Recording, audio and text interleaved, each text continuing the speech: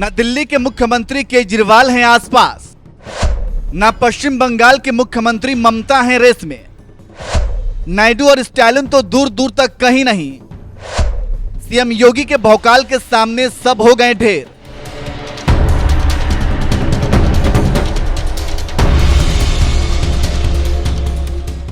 जिस बीजेपी को उत्तर प्रदेश की 80 में से कम 70 सीटें जीतने की उम्मीद थी, उस बीजेपी को यूपी वालों ने महज 33 सीटों पर समेट दिया, जिसके बाद तो मानो दिल्ली में हड़कंप मच गया और ये खबर आने लगी कि योगी आदित्यनाथ पर हार का ठिकरा फोड़कर उन्हें मुख्यमंत्री की कुर्सी से हटाया जाएगा। लेकिन योगी तो ठहरे योगी, उन्हें कुर्सी से हटाने की बात तो छोड़ ही दीजिए। योगी कुर्सी पर भी बरकरार हैं और अब तो देश के तमाम दिग्गज मुख्यमंत्रियों को पछाड़कर नंबर 1 मुख्यमंत्री बन गए हैं, जो सबूत है कि बीजेपी यूपी में भले ही कम सीटों पर सिमट गई हो, लेकिन योगी का भौकाल अभी भी यूपी नहीं पूरे देश में है।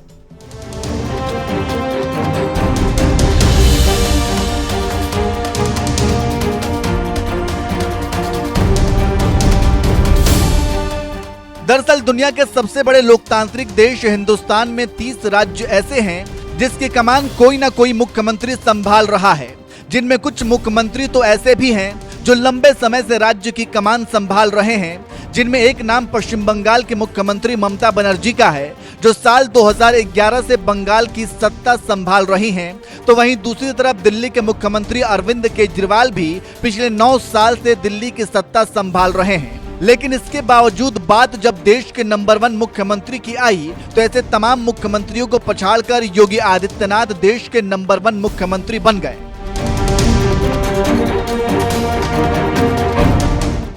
दरअसल इंडिया टुडे ग्रुप ने मूड ऑफ द नेशन नाम से देश भर में एक सर्वे किया है, जिसमें 1,36,000 से भी ज्यादा लोगों ने देश के नंबर 1 मुख्यमंत्री को लेकर सवाल किया।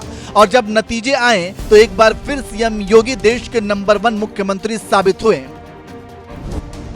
सर्वे के मुताबिक 33.2% लोगों ने यूपी के सीएम योगी आदित्यनाथ को अच्छा मुख्यमंत्री माना।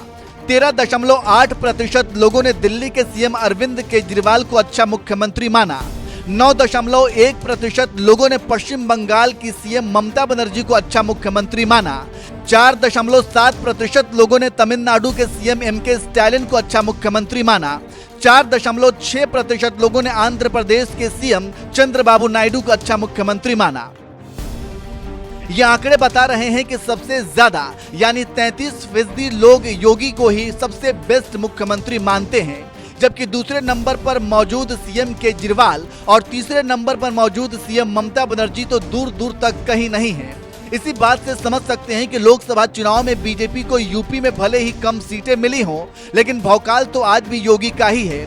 इतना ही नहीं, ये आंकड़े इस बात का भी सबूत हैं कि यूपी की जनता ने इस बार के लोकसभा चुनाव में योगी तुमसे बैर नहीं, मोदी तेरी खैर नहीं की तर्ज पर बीजेपी को सबक सिखाया है। क्योंकि अगर वाकई योगी से लोगों को नफरत होती तो वो देश के नंबर 1 मुख्यमंत्री नहीं बनते। और हाँ, इस आंकड़े के बाद कम से कम उन विरोधियों को भी अब चुप्पी साध लेनी चाहिए जो दिन रात योगी को सत्ता से हटाने का एजेंडा चलाया करते हैं।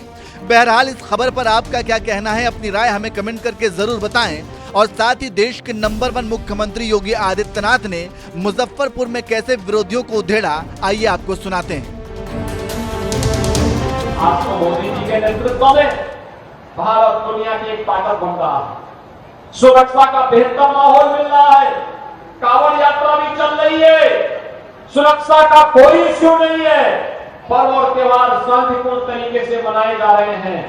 लेकिन मैं पूछना चाहता हूं, जिन लोगों ने झूठ बोल करके आपके सामने आकर के तमाम बातें कही थी, 1 लाख रुपए का बॉन्ड भरवाया था, क्या हुआ उस 1 लाख रुपए का?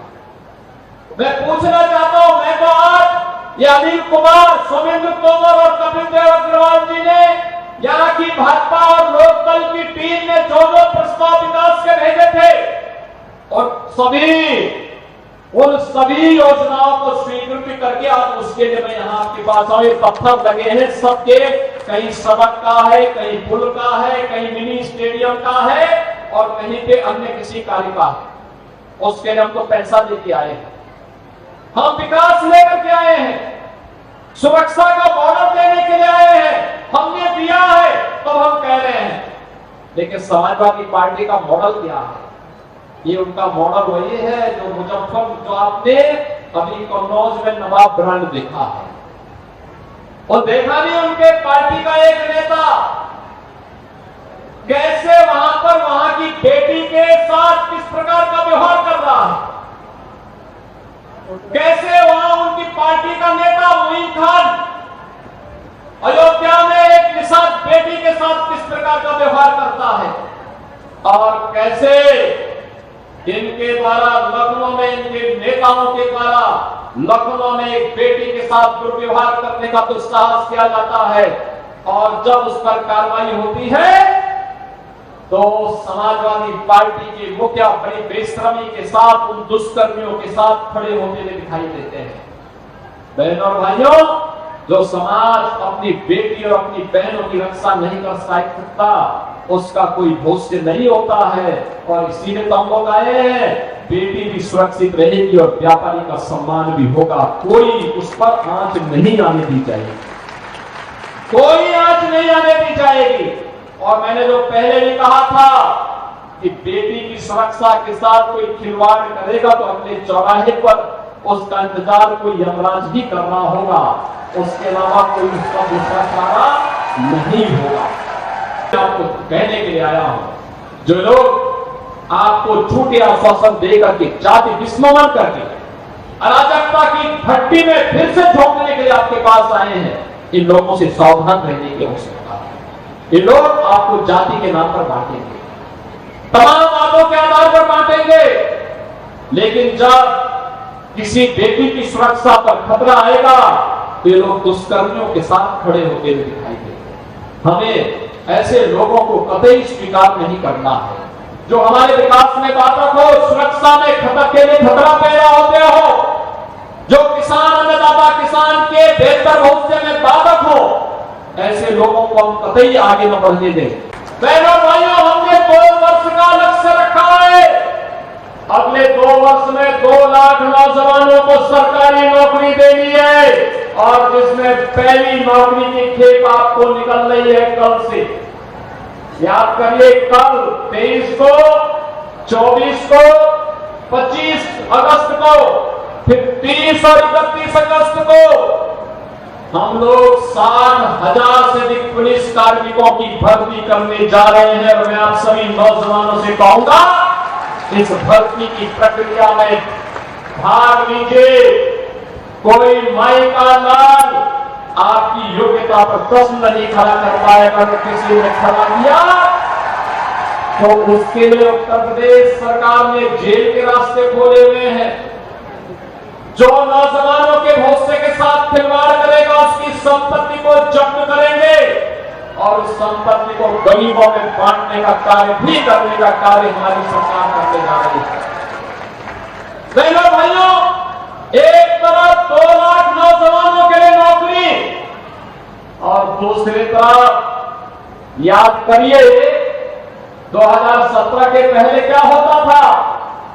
2017 के पहले दंगे होते थे, गुंडागर्दी होती थी, न बेटी सुरक्षित थी, न व्यापारी का सम्मान था, न अन्नदाता किसान को योजना का लाभ मिलता था, न किसी प्रकार की कोई योजना का लाभ मिल पाता था। आज तो मैं कह सकता हूं, जब मैं आपके पास आया हूं तो आज मैं घोषणा करने की स्थिति में हूं कि बेटी भी सुरक्षित रहेगी, व्यापारी का सम्मान भी होगा, अन्नदाता किसान को सिर माथे पर बिठा करके उसको शासन की योजना का लाभ भी मिलेगा, और मोराना चीनी मिल को सुंदरीकरण विस्तारीकरण की योजना के साथ जोड़ने के लिए आपको आश्वस्त करने के लिए भी आज मैं आपके पास आया हूं।